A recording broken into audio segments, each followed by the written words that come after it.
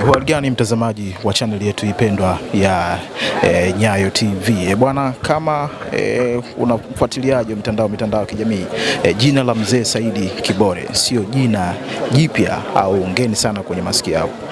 Mzee wetu ameondoka, ametuaga jana kwa mkia. Leo tuko hapa tukizungumza na miongoni mwa watu ambao wa karibu sana na mzee wetu. Bwana, mambo vipi? Poa, na ndugu yangu. Mzima kabisa. Heri kabisa. Mzima kabisa. Kwa majina naitwa Dr. Hamis Masudi. Ni mkurugenzi wa taasisi ya Everlasting Legal Aid Foundation, ambayo ni taasisi ya masuala ya kisheria na mambo ya haki za binadamu. Kwa kitaaluma ni mwanasheria. Na mimi pia ni msemaji wa familia. Kwa sababu mimi ni miongoni mwa familia mzee Kibole, niseme ni mwanae mkubwa kwa sababu nimeoa binti yake wa kwanza. Kwa hiyo sisi kama familia, jambo hili kwa namna moja au nyingine limetugusa sana, limetuhumiza sana.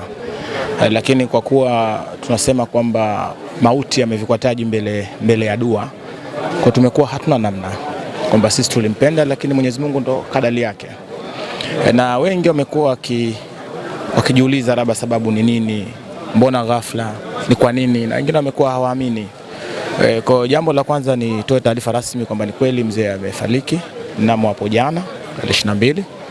Na ni kweli ilikuwa ni ghafla sana, kwa sababu mzee wetu alikuwa ameamka, alitekeleza shughuli zake za kila siku na alikuwa akijiandaa kwenda katika shughuli zake za kijamii katika masuala yake mambo ya sanaa. Lakini baada ya kumaliza shughuli zake nje, akaingia ndani, akafanya maandalizi ya kuvaa. Ghafla akaanza kujisikia vibaya, akamuita mkewe kwa sababu alikuwa nje. Bwana, mke wangu, hebu njoo. Alivyokuja akamwambia naona jasho linatoka, naomba nifute jasho.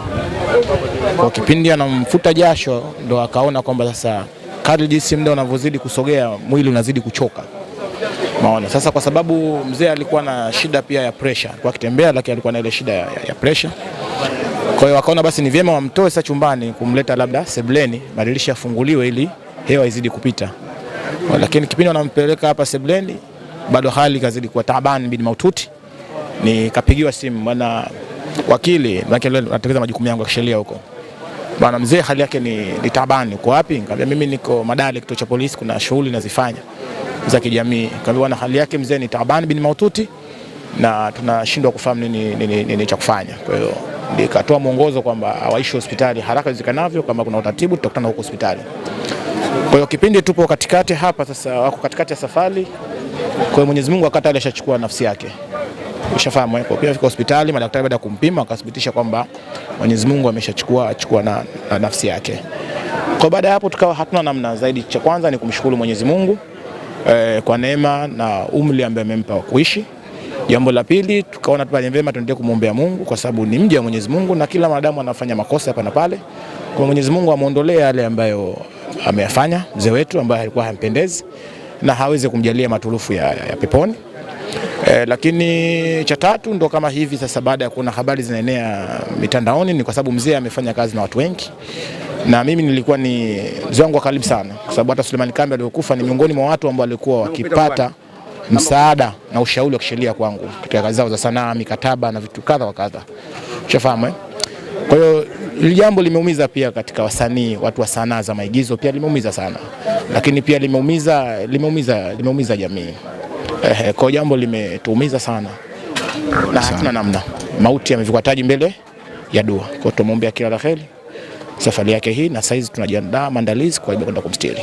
Pole sana. Shukrani sana. Mara ya mwisho kuzungumza na mzee wetu ulizungumza naye lini? Mimi ni kila leo mara nyingi. Mara mwisho ulizungumza naye nini? Mpaka jana hapo moto yake unapomkuta. Sababu alikuwa ananiambia bwana anatoka na kwenda, alikuwa analekea maeneo ya Sinza. Baadhi yake wanafanya sana Sinza kule. Kwa kuna kitu alikuwa amenishirikisha, nikamwambia basi baadaye nitakaporudi tutaonana pale ofisini kwangu.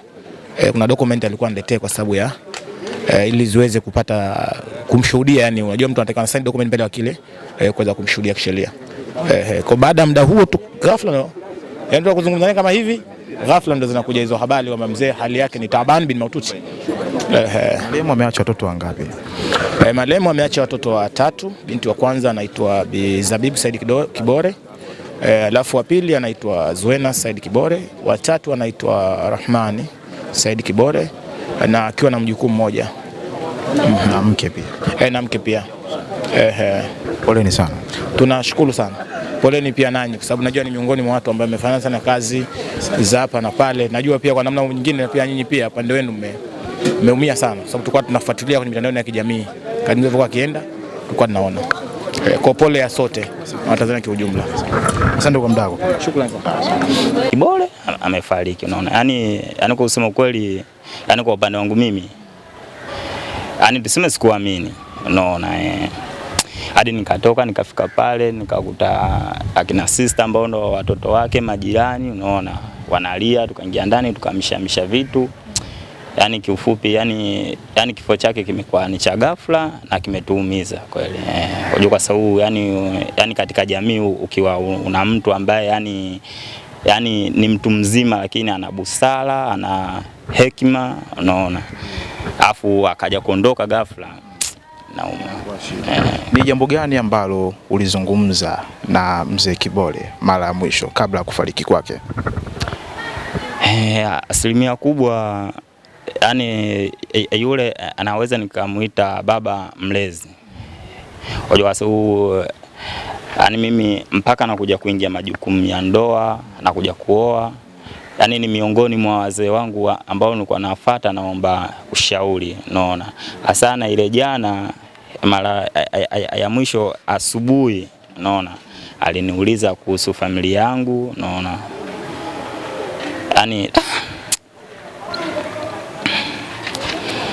Yaani kifupi, yaani ni mtu ambaye anaweza labda nikasema tumepoteza mtu. Kwa sababu asilimia kubwa alikuwa anapenda kunisi namna ya kuishi na familia, kana jamii nini. Unajua sisi vijana ambao yaani hapo tunaweza hapa tukasema damu bado ni changa, inachemka, unaona. Tunakuwa tuna mambo mengi, unaona, ila akitokea mzee kama yule ambaye anakuita na kusia, yani kwa hiyo ushauri wake wa mwisho alonipa mimi hapo kwa upande wangu, unaona, alikuwa ananielekeza yani namna ya kuishi na familia, unaona, yani ni vitu gani nivifanye kwa wakati sahihi na ni vitu gani hivyo yani. Poleni sana. Asante sana, nashukuru. Hii tukio la msiba wewe unalichukuliaje? Yaani kwa upande wangu mimi naona ni pigo kubwa sana. Ni pigo kubwa sana kwa sababu sasa hivi naweza nikasema maeneo haya hapa ya Nzasa, unaona, au mtaa huu wa Umoja, unaona. Yaani naona wale wazee au wale watu ambao tulikuwa tunaona ni watu wa hekima, wa heshima, unaweza ukapata tatizo lolote lile ukamfuata yani ukalizungumzia hapo swala lako, akalisikiliza, akalitatua kadri hapo ya uwezo wake, unaona. Yani ukiona wanapungua inakuwa ni pigo, unaona, inakuwa ni pigo. Kwa hiyo kwa upande wangu mimi ni pigo, ila kwa ndo hivyo Mwenyezi Mungu ashaamua, hauwezi ukazungumza sana, hauwezi ukamkufuru Mungu, Mungu kashaamua, lakini bado yani nitazidi kumkumbuka kwa sababu maisha yake alikuwa anaishi. Yani ni vitu vingi sana vya kujivunia na vitu vingi sana vya kujifunza kutoka kwa mzee wangu. Pole sana.